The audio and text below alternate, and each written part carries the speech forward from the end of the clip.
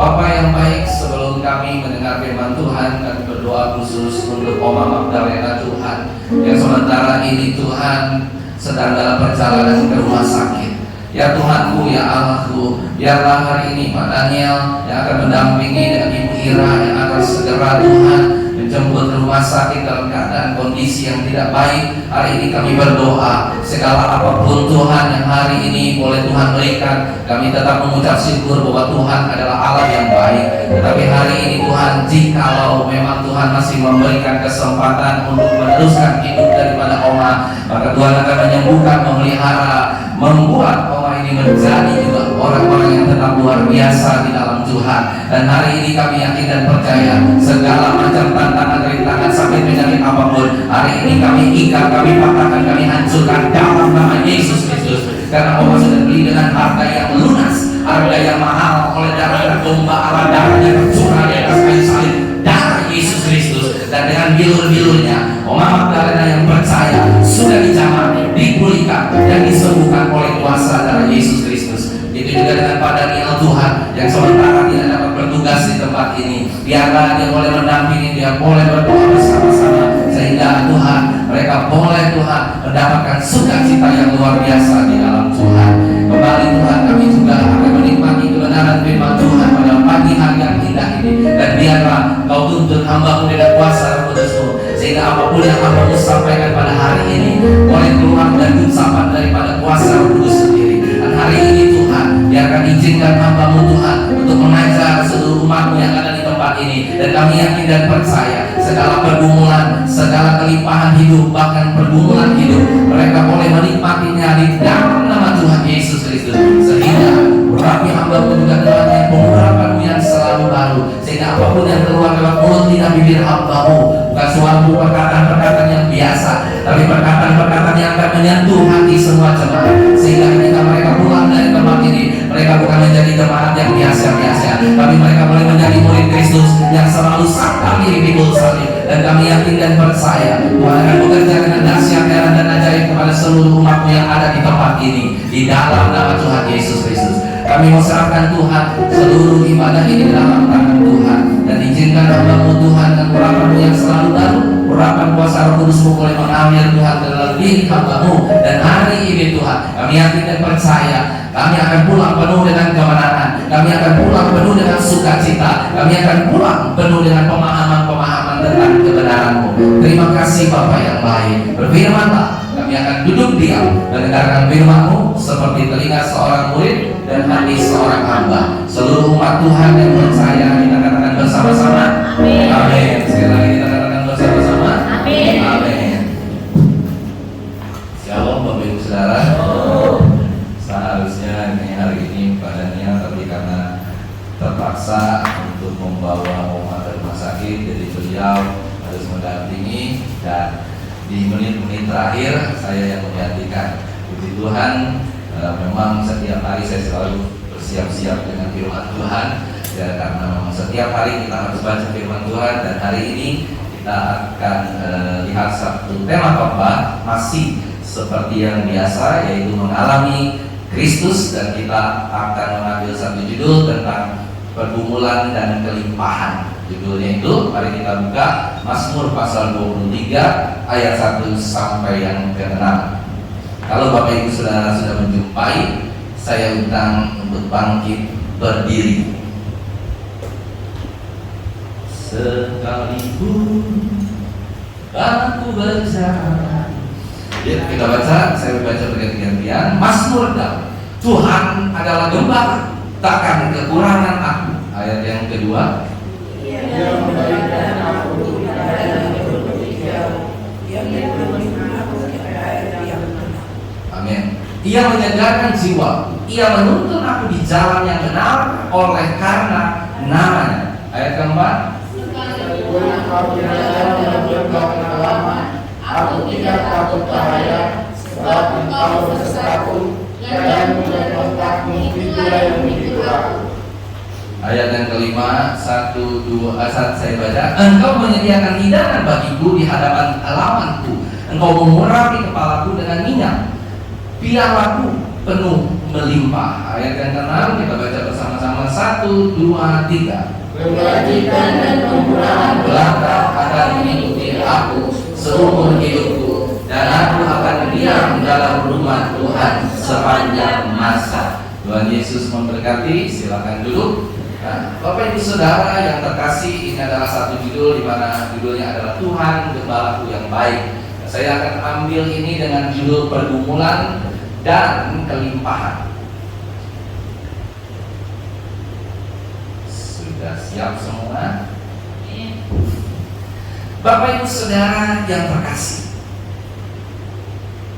kenapa Mazmur Daud ini ditulis? Dan kenapa ini dipertimbangkan oleh Tuhan untuk masuk di dalam pencatatan sebuah firman Tuhan atau Alkitab? Dan kalau kita lihat dan perhatikan baik-baik, Tuhan adalah gembala, takkan kekurangan aku. Ayat yang kedua, Ia membaringkan aku di padang yang berumput hijau. Ia membimbing aku ke air yang tenang. Bapak Ibu Saudara yang terkasih, ini adalah salah satu pergumulan Daud ketika dia sedang mengalami satu pemberontakan yang berat dalam hidupnya. Pemberontakan siapakah itu? Absalom. Absalom itu siapa? Anaknya Daud. Dan kalau dibandingkan Daud mempunyai anak Salomo dan Absalom, sebenarnya Daud paling mengasihi Absalom. Dia tidak terlalu mengasihi Salomo. Bapak Ibu Saudara, ini adalah pergumulan berat ketika dia mengalami satu pergumulan yang luar biasa, pemberontakan yang luar biasa dari seorang yang bernama Absalom anaknya. Oleh karena itu Daud mengatakan, Tuhan adalah gembalaku, takkan kekurangan. Waktu itu terjadi perang, dan ketika terjadi perang, saudara bayangkan semua konsumsi, semua harta, semua morat-marit saudara, sehingga seluruh umat saat itu, seluruh rakyat saat itu sedang dalam keadaan kekurangan, sedang dalam keadaan tidak mempunyai pekerjaan, sedang keadaan perang. Saudara bisa bayangkan kalau satu negara Indonesia sedang keadaan perang, apakah kita bisa mencari uang? Tidak bisa. Apakah kita bisa berdagang di luar? Lagi berdagang sotomi, lagi berdagang kue pancong, lagi berdagang apapun di luar, tiba-tiba ada peluru nyasar, mati seketika. Tiba-tiba ada bom, sementara saudara menjual kue cubit atau kue apa, tiba-tiba ada bom, maka kue cubitnya itu nggak jadi kue cubit lagi, menjadi kue apa? Kue bom, saudara. Jadi nggak ada yang bisa mencari uang. Dan saat itu Daud juga bukan sedang khawatir, tapi Daud merefleksikan kehidupannya kepada Allah, dan dia mengatakan, Tuhan adalah gembalaku, takkan kekurangan aku. Kalau kita melihat dari konteksnya, kita bisa melihat bahwa ternyata rupa-rupanya Bapak Ibu Saudara, Daud ini kalau kita lihat pasti dia tidak akan kekurangan. Orang dia seorang raja kok. Coba kita lihat seorang raja yang ada di Jogja saat ini. Sultan siapa? Hamengkubuwono. Sesusah apapun, COVID sehebat apapun, dia tidak pernah terpengaruh dengan keadaan-keadaan. Nah, tapi kenapa Daud sampai ngomong begitu, sampai berbicara begitu? Tuhan adalah gembalaku, takkan kekurangan. Daud ingin menyegarkan hatinya sendiri. Daud ingin membuat hatinya itu menjadi kuat. Karena apa, saudara? Karena sedang terjadi untuk seluruh rakyat, dan Daud mencoba menguatkan rakyatnya bahwa Tuhan adalah gembala yang tidak akan membuat kita kekurangan, sekalipun apapun yang terjadi dalam kehidupan kita. Yang percaya katakan amin.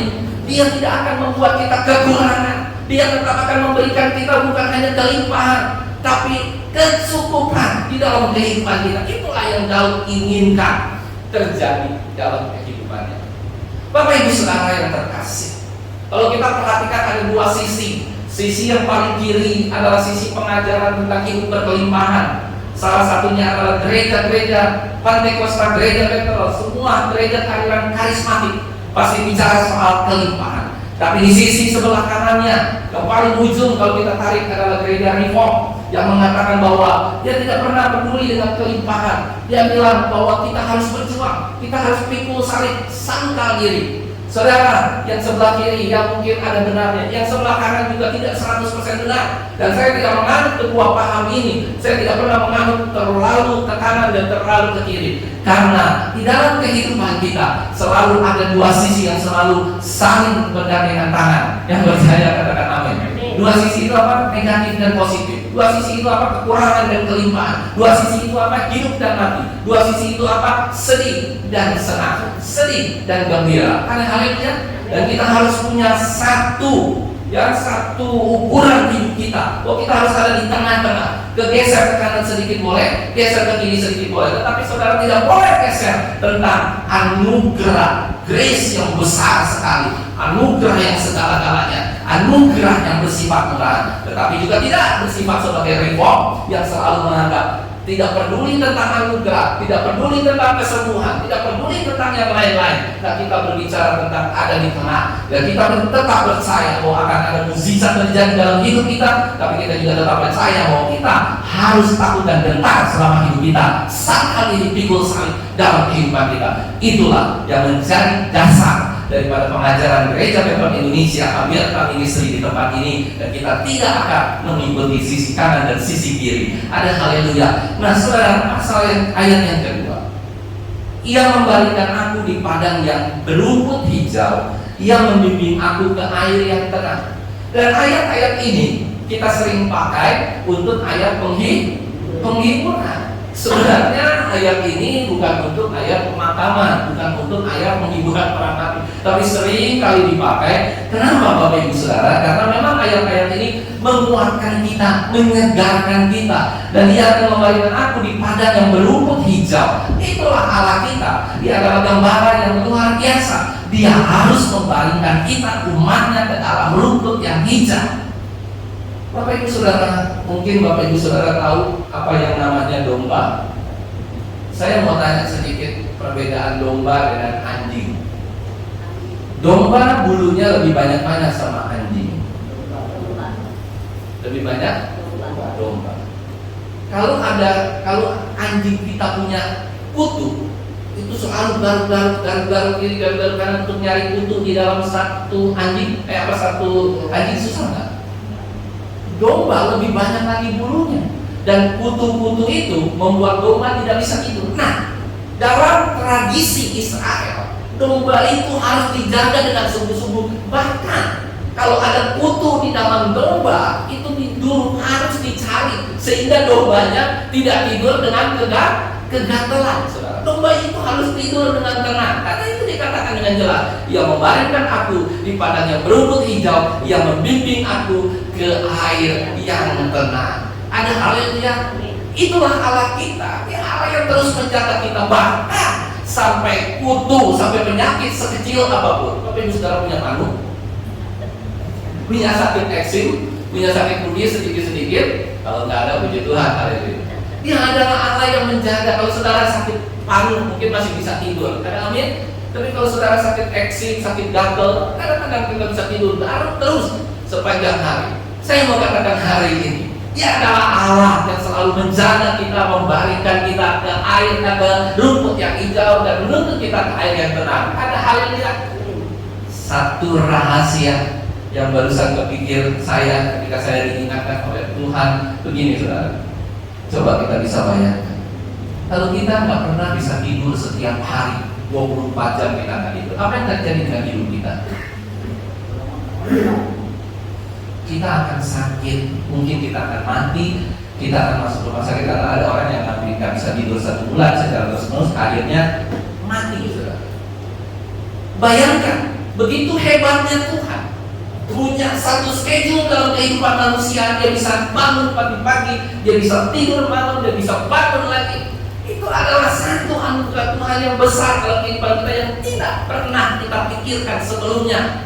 Ada amin saudara. Kita selain kali menikmati itu semua dengan ini kan sudah kebiasaan. No, ada orang yang hari-hari ini insomnia, tidak bisa tidur. Ada amin saudara. Ada orang yang hari-hari ini tidurnya terbolak-balik, malam nggak bisa tidur, pagi baru tidur. Ada amin saudara. Itu ada anugerah Tuhan yang besar ketika kita bisa tidur. Hormon itu mengatur kita tidur. Oleh karena itu Tuhan katakan Dia akan membaringkan aku di padang yang berumput hijau. hijau. Salah satunya, dia bisa membalikkan kita malam hari, kita bisa tidur dengan tenang, dan itu adalah anugerah Tuhan yang terbesar yang harus kita syukuri setiap hari. Oleh karena itu, ketika kita mau tidur pada malam hari, mengucap syukurlah akan segala yang Tuhan berikan. Yang percaya katakan amin seharian ini. Amin saudara. Bayangkan kalau kita nggak bisa tidur, apa yang terjadi dalam kehidupan kita. Mulai masuk ayat-ayat yang lebih nil. Ayat yang ketiga, ia menyegarkan jiwa, ia menuntun aku di jalan yang benar. Oleh karena ini juga berat saudara bagi gembala-gembala hari-hari itu. Karena Bapak Ibu Saudara tahu domba itu ketika dia berjalan, dia tidak tahu mesti berjalan ke arah mana. Dan seringkali domba itu nyasar, seringkali domba itu tidak pernah bisa sampai ke kandangnya. Domba itu seringkali saudara tidak tahu tentang apa yang dia jalankan. Dia hanya mengikuti sang gembala. Kalau disuruh ke kiri, disuruh ke kanan, disuruh ke depan. Oleh karena itu kita juga sering kali seperti itu dalam kehidupan ini. Kita sering kali tersesat di dalam kebenaran. Kita sering kali tersesat di dalam gereja. Kita sering kali tidak tahu apa yang kita lakukan itu benar atau salah. Hanya ketika saudara punya benar-benar Alkitab yang murni dan benar ini yang diajarkan, sehingga saudara boleh berjalan di dalam rel kebenaran, berjalan di dalam rel kekekalan, dan di ujungnya saudara akan sampai kepada surga yang kekal. Kalau pengajaran yang benar, kalau dia menuntun di jalan yang benar. Karena tidak semua orang-orang hamba Tuhan itu punya 1001 tujuan dalam hidup. Kemarin saya bertemu dengan kurang lebih 400 hamba Tuhan di Bank BKI karena mengurus bodi bergembala. Semua termasuk Pak Bibi Cahyadi. Saya ditanya, jadi tanggal berapa Pak nikah anaknya? Dia bilang ya nanti saya kabarkan. Kemudian sudah kita ngumpul, ketemu dengan salah satu pekerja kita yang sekarang sudah jadi gembala, siapa namanya, Om Susi Mamola. Kemudian sama istrinya bicara dari satu hamba Tuhan yang lain, ngobrol. Saya mengambil satu kesimpulan, saya tidak sebut namanya satu persatu, tapi saya mengambil satu kesimpulan bahwa ternyata memang tidak semua orang yang menjadi pendeta dan gembala punya tujuan untuk bisa menuntun, walaupun memang di dalam di dalam garis besarnya mereka punya tujuan seperti itu. Tapi kalau suatu hal terjadi, tidak ada bisa apa-apa dalam hidupnya, tidak ada apapun dalam hidupnya, apakah mereka masih bisa? Dan mereka bilang, ya saya tidak bisa apa-apa dan saya pasti akan menyerah. Jadi memang Bapak Ibu Saudara yang terkasih, di ayat yang ketiga ini memang tidak main-main dan tidak mudah untuk kita bisa menyegarkan jiwa jemaat dan menuntun mereka ke jalan yang benar.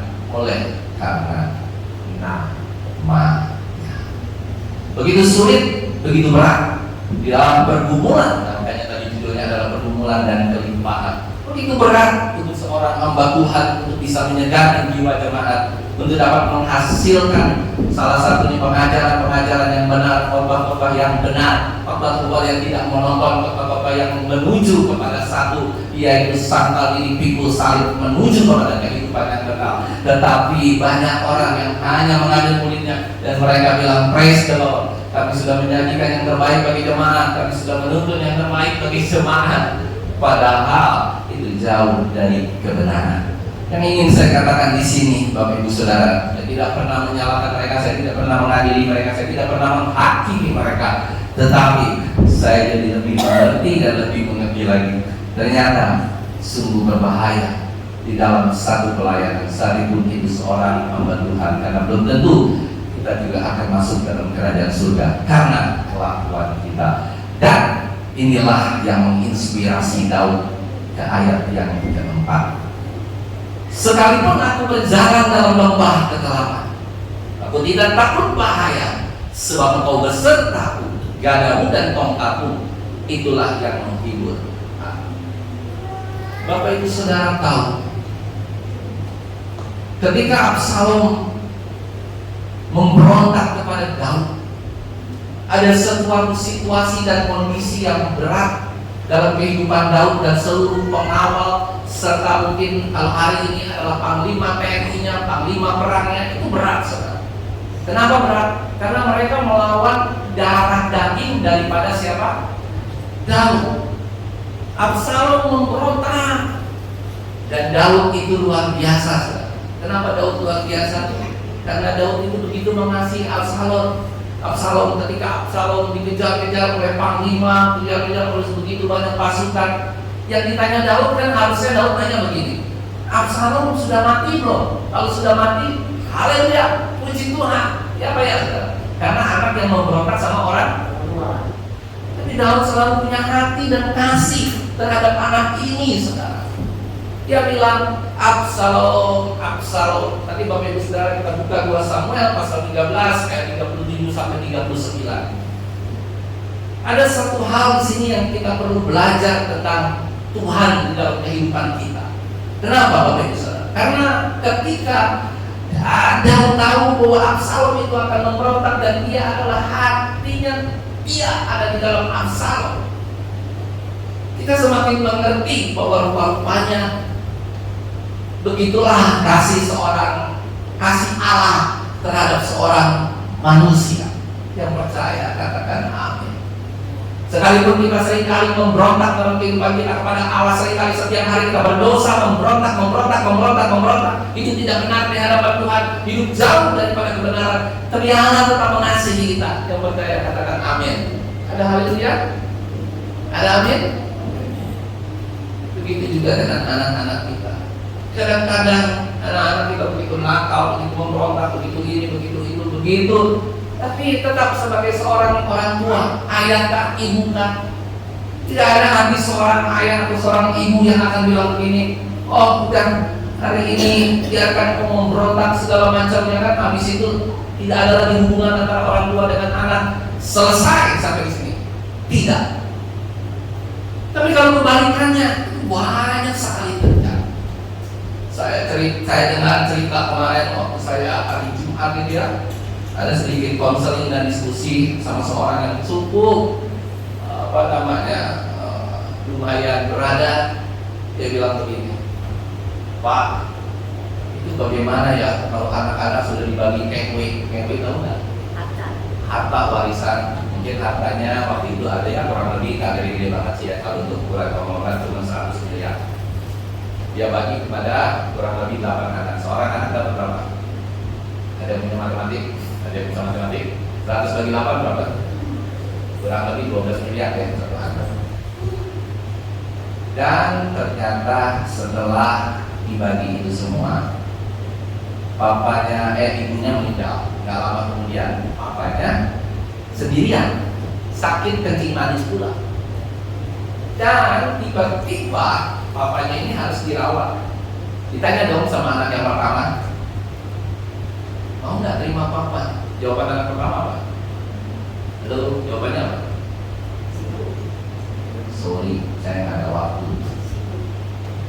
Pertama laki-laki. Anak kedua, mohon maaf, istri saya nggak berminat. Cowok juga, anak ketiga cewek mungkin. Begitu terus, sampai pada anak yang ke-6, yang ke-8 juga nggak mau nerima. Cuma satu-satu yang terima.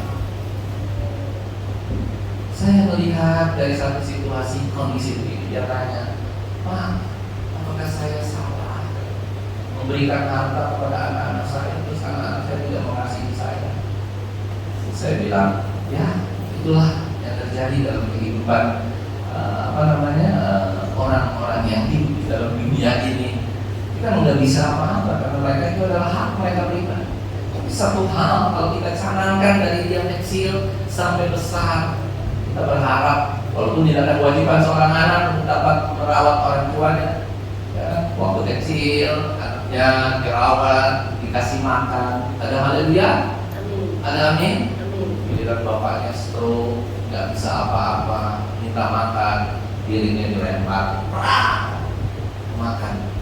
Karena nggak bisa bergerak, kayak makan seperti anjing. Itu banyak teman-teman saya yang diskusi, papa dan teman saya, banyak.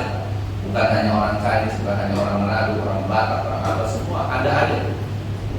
sampai dilempar, nggak pernah diurus orang tua. Dia mau kaya dia mau miskin dia mau susah pernah saudara. Tetapi yang saya mau katakan, Tuhan itu adalah gembala yang luar biasa. Sekalipun kita memberontak, dia tetap merawat kita. Begitu juga dengan kita karena anak-anak terlalu merawat. Dan hari ini kalau suara Tuhan bisa didengar oleh anak-anak muda di tempat ini, yang mungkin nanti akan menikah, akan meninggalkan orang tuanya, maukah saudara merawat orang tuamu seperti orang tuamu merawat sak atau belum berdaya sama sekali? Yang percaya katakan amin. Maukah anak-anak terkasih? Karena suatu saat dia pasti akan lemah. Orang tua itu suatu saat pasti akan lemah, mungkin sakit, mungkin apa. Bahkan kadang-kadang ya, ada satu teman saya yang kemarin dulu belum lama stroke, umur 50-an. Semua anak-anaknya yang merawat, hanya satu anaknya yang mau cemokin dia kan tidak berdaya, kasih makan luar biasa. Tapi belum tentu semua anak. Bahkan ada anak-anak yang bilang, udah pakai suster aja, pakai ini aja, pakai ini aja, walaupun banyak uang ya. Tapi buat seorang orang tua, buat seorang ayah, buat seorang ibu, bukan masalah dia dikasih suster, bukan masalah dia dikasih dokter, dikasih apapun.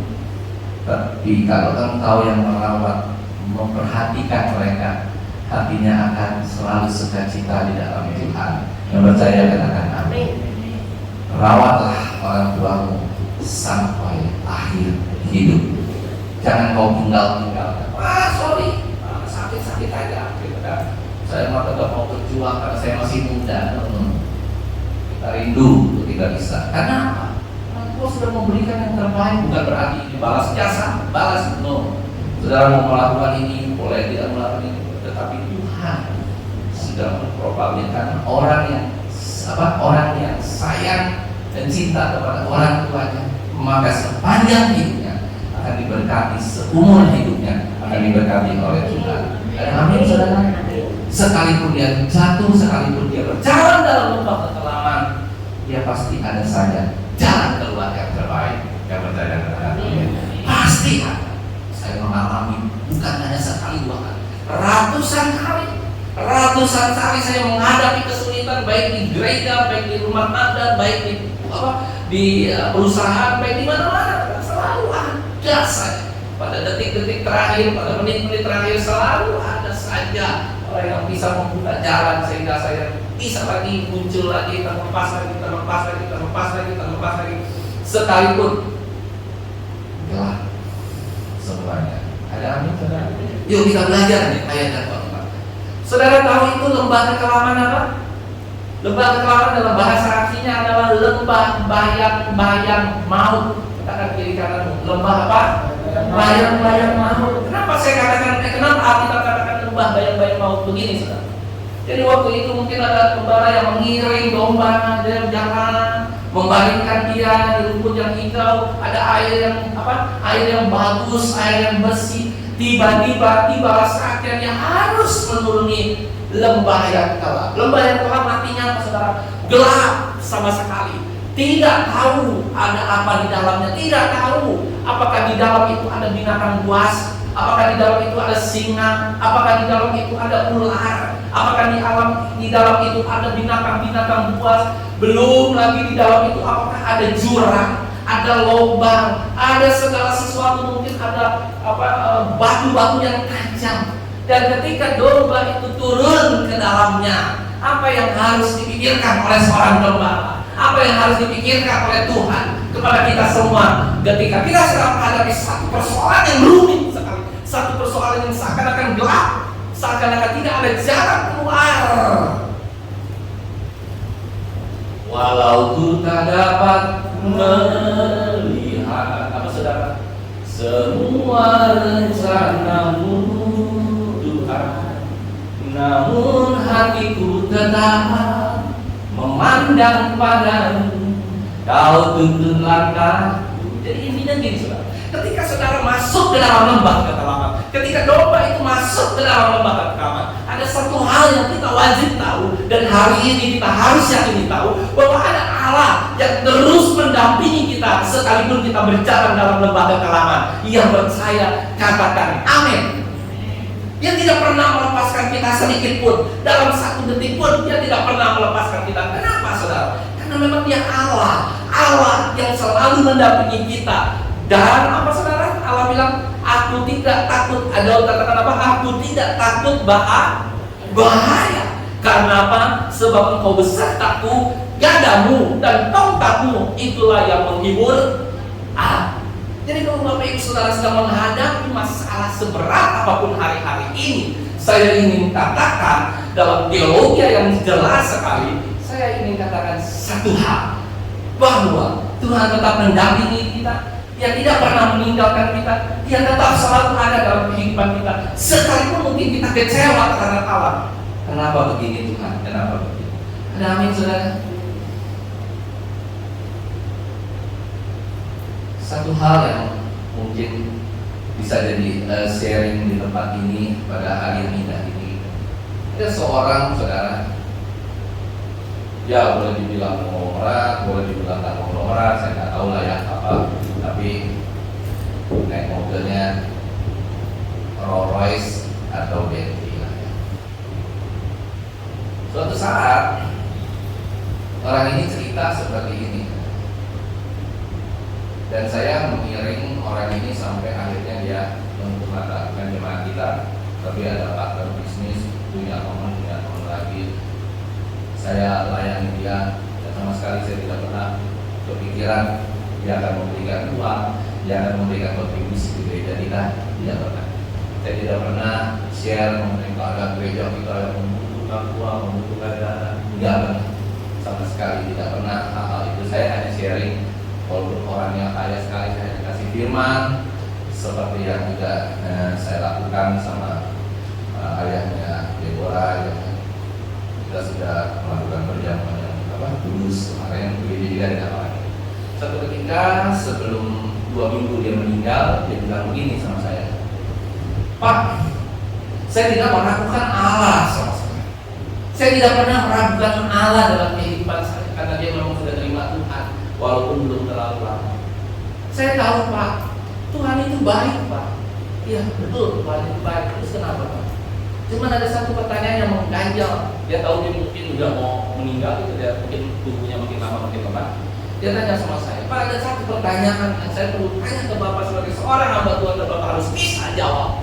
Saya bilang, waduh gawat. Langsung saya berdoa, ya Tuhanku, ya Allahku, semoga saya bisa menjawab.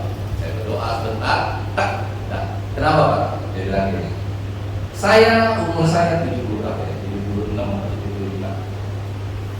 Saya mencari uang, saya kaya, rumahnya di Pondok Indah, kurang lebih 2.500 meter, cukup besar kan? Pondok Indah 2.500 meter yang mungkin sekitar 80 sampai 100 miliar lah ya. Mobilnya Rolls Royce, Bentley ada, Rolls Royce saya sedang pernah naik beberapa kali di belakang sama dia duduk-duduk, ya kan, menikmati kebaikan Tuhan. Nah, waktu dia tanya begini, saya apapun yang saya doakan Pak berhasil, bisnis, anak-anak semua berhasil. Terus kalau begitu Bapak mengucap syukur. Pertanyaan saya cuma satu Pak, kenapa ya saya bisa mencari uang begitu panjang, begitu banyak sampai saya umur 70, truk tiba-tiba saya sudah sakit dan tiba-tiba saya tidak bisa menikmati lagi. Kenapa saya menikmati yang saya sudah cari puluhan tahun hanya beberapa tahun? Hanya beberapa tahun ini yang saya bisa nikmati. Bayangin Bapak Ibu Saudara, seorang yang begitu kaya hanya bisa menikmati sebagian daripada harta.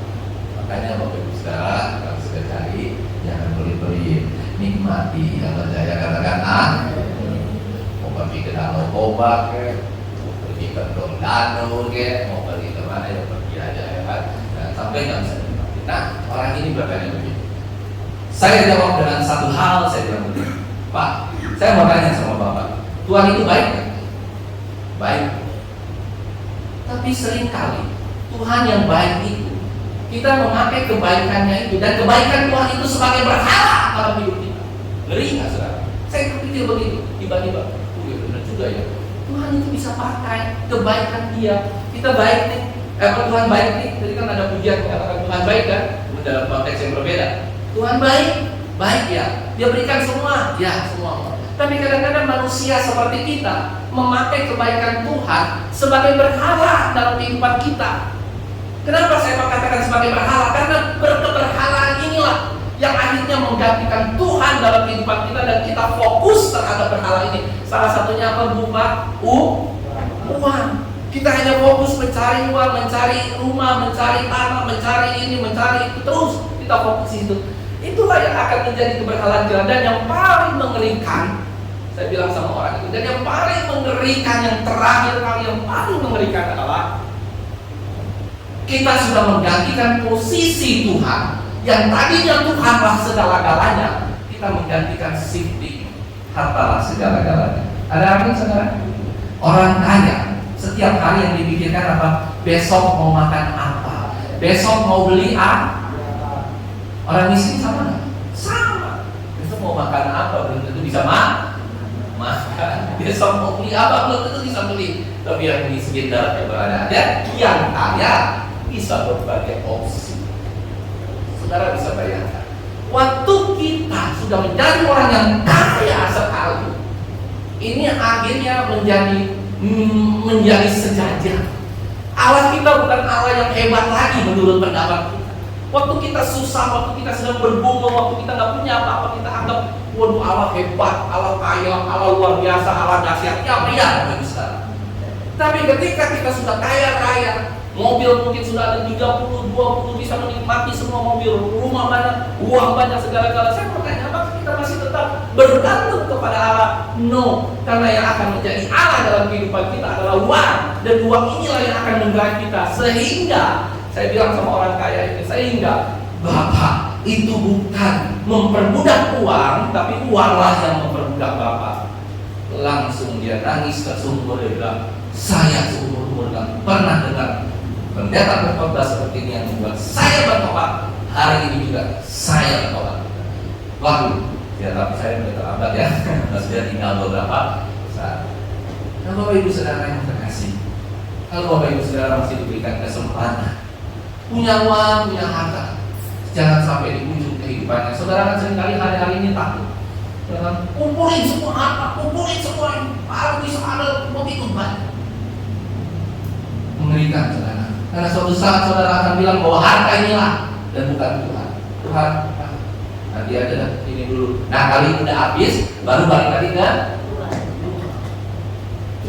Tuh, lalu begitu kan? Coba kalau saudara banyak uang, pada uang, kalau saya kalau nggak bisa, ya udah Tuhan, nggak apa-apa. Ketika saudara udah terdesak, tolongnya juga jadi hal yang berbeda. Saya mau katakan hari ini, Bapak Ibu Saudara, Allah ini adalah peringatan dari Tuhan dan bukan dari saya. Kita sebagai gereja tidak pernah mengharapkan apapun dari harta Bapak Ibu Saudara yang akan disumbangkan ke gereja. Tetapi kalau saudara sudah mulai sampai di penghujung hidup, sudah umur 60, sudah umur 50 lebih 60, mulai Bapak Ibu Saudara, jangan sampai saudara boleh menikmati hidup, boleh pergi, boleh jalan-jalan, boleh apa-apa, dan nikmatilah uang saudara untuk bisa memberikan yang terbaik bagi kerajaan surga. Yang percaya katakan amin. Tukar segera mungkin. Saya tukar segera mungkin itu dari umur 36. Dan saya ambil keputusan jentret. 36 tahun saya menjadi hamba Tuhan, menjadi gembala sidang.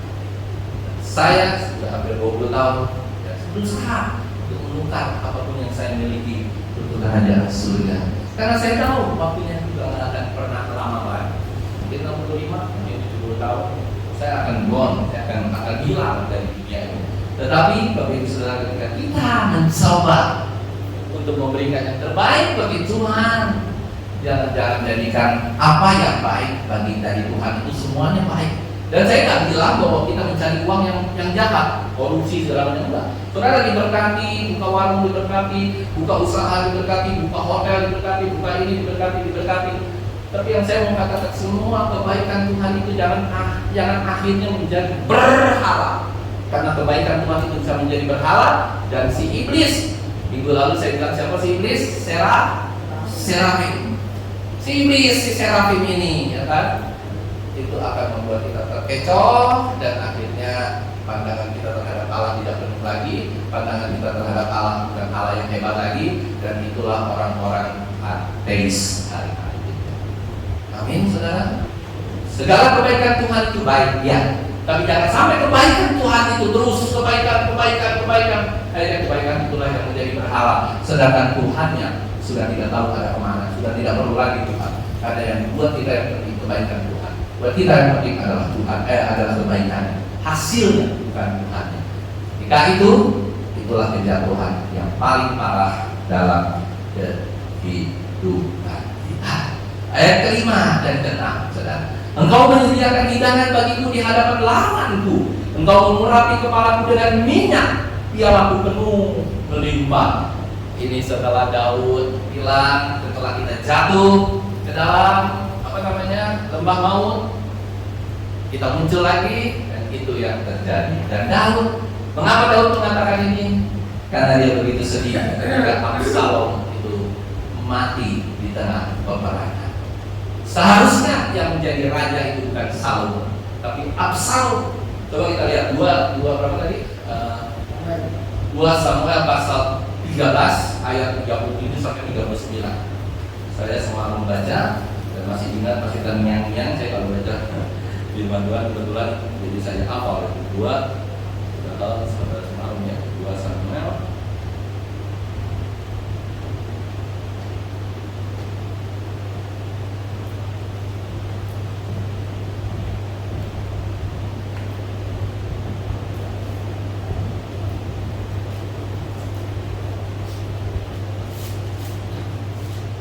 Samuel pasal 13 ya.